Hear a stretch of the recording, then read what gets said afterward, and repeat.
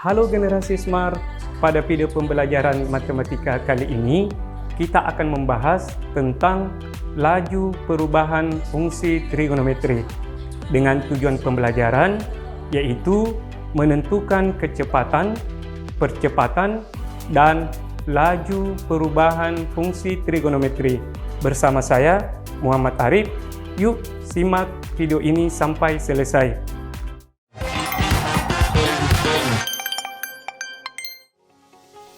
Laju perubahan suatu fungsi terhadap variabel bebasnya, misalnya laju perubahan y sama dengan fx terhadap x adalah dy dx yang dinyatakan dalam x. Jika variabel y tergantung terhadap waktu t, maka laju perubahan sesaat adalah dy dt.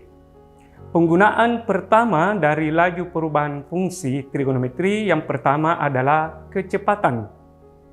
Misalkan y merupakan jarak, maka laju perubahan sesaat disebut kecepatan yang disimbolkan dengan p dan dapat dituliskan p sama dengan dy dt.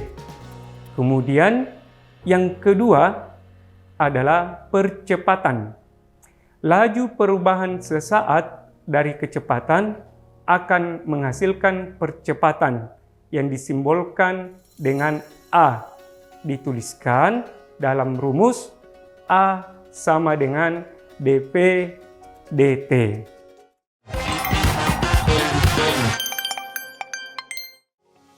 Generasi Smart, kita akan mencoba menjawab soal-soal yang berkaitan dengan laju perubahan fungsi trigonometri. Contoh soal yang pertama. Sebuah benda bergantung di ujung sebuah pegas yang diregangkan 5 cm dari titik seimbangnya dan dilepaskan pada T sama dengan 0. Jika posisi benda xt diberikan dengan model persamaan xt sama dengan 5 cos t dengan t menyatakan waktu. Pertanyaannya yang pertama, tentukan posisi benda pada saat t sama dengan pi per 4. Yang kedua, tentukan kecepatan benda tersebut dalam variabel t. Dan yang ketiga, tentukan kecepatan benda pada t sama dengan pi per 4. Perhatikan cara penyelesaian soal tersebut. Yang pertama, pertanyaannya adalah posisi benda pada saat t sama dengan pi per 4. Generasi Smart, untuk soal ini cukup mudah. Kita hanya mengganti variabel t sama dengan pi per 4 ke dalam persamaan. Sehingga dituliskan x pi per 4 sama dengan 5 cos pi per 4. Di mana nilai cos pi per 4 adalah 1/2 akar 2. Sehingga jika dikalikan dengan 5, hasilnya sama dengan 5/2 akar 2. Kita lanjut ke pertanyaan yang kedua. Kecepatan benda tersebut dalam variabel t. Ingat teori di awal bahwa kecepatan benda adalah turunan pertama dari persamaan posisi. Jadi p dengan variabel t sama dengan dx dt, yaitu hasil turunannya, yaitu sama dengan negatif 5 sin t. Sekarang yang terakhir, tentukan kecepatan benda pada t sama dengan pi per 4. Maka variabel t yang kita peroleh pada persamaan kecepatan tadi, kita ganti dengan pi per 4. Jadi kita tulis menjadi pi per 4 sama dengan dx dt, di mana T-nya diganti dengan pi per 4. Maka hasilnya sama dengan negatif 5 kali sin pi per 4. Sama dengan negatif 5, nilai sin pi per 4 adalah 1/2 akar 2. Sama dengan negatif 5 per 2 akar 2.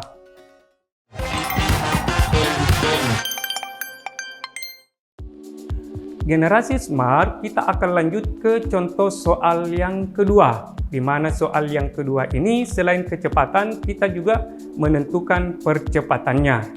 Yaitu soalnya sebuah partikel bergerak sepanjang suatu garis. Sehingga pada saat T dengan T berada pada interval 0 sampai pi. Posisinya diberikan oleh persamaan S dengan variabel T sama dengan negatif 2 cos T dikurang T pangkat 2 per 2 tambah 10. Pertanyaannya, tentukan kecepatan partikel ketika percepatannya 0. Persamaan posisinya adalah ST sama dengan negatif 2 cos T dikurang T pangkat 2 per 2 tambah 10. Maka kecepatan partikelnya PT sama dengan turunan pertama dari S. Ditulis ds dt sama dengan 2 sin T dikurang 2T per 2 tambah 0. Dengan 2T per 2 hasilnya T. Jadi persamaan kecepatannya adalah 2 sin T dikurang T. Selanjutnya, tentukan persamaan percepatan partikel dengan rumus AT sama dengan dp dt sama dengan turunan pertama dari PT tadi, yaitu 2 cos T kurang 1. Jika percepatannya sama dengan 0, maka 2 cos T kurang 1 kita samakan dengan 0. Diperoleh cos T sama dengan 1/2. Nilai kosinus T sama dengan 1/2 pada interval T mulai dari 0 sampai pi dipenuhi oleh T sama dengan pi per 3. Jadi kecepatan partikelnya yaitu kita mengganti T dengan pi per 3 sama dengan 2 kali sin pi per 3 dikurang pi per 3. Sin pi per 3 nilainya adalah 1/2 akar 3. 2 kali 1/2 hasilnya 1. Jadi diperoleh akar 3 untuk bentuk yang bagian depan. Jadi kecepatan partikelnya adalah akar 3 dikurang pi per 3.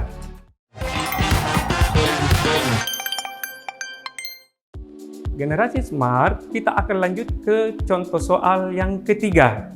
Ini dikaitkan dengan pelajaran fisika. Soalnya yaitu daya nyata P0 dalam satuan volt ampere. Suatu rangkaian listrik yang daya aktifnya P dengan satuan watt dan sudut impedansinya θ diberikan oleh persamaan P0 sama dengan P kali sekan θ. Jika P adalah konstan pada 20 watt, tentukan laju perubahan P0 jika θ berubah pada laju 0,050 radian per menit saat θ sama dengan 45 derajat. Jika θ berubah pada laju 0,050 radian per menit, maka dθ dt sama dengan 0,050 radian per menit. Sedangkan laju perubahan daya nyata terhadap sudut impedansinya adalah dp dθ sama dengan P kali sekan θ kali tangen θ. Maka laju perubahan daya nyata terhadap waktu dP dt sama dengan dP dθ kali dθ dt sama dengan P kali sekan theta kali tangen theta kali 0,050. Jika P sama dengan 20 dan theta sama dengan 45 derajat, maka dP dt sama dengan 20 kali sekan 45 derajat kali tangen 45 derajat sama dengan 20. Nilai dari sekan 45 derajat adalah akar 2. Nilai dari tangen 45 derajat adalah 1. Dikali 0,050 sama dengan akar 2 watt per menit.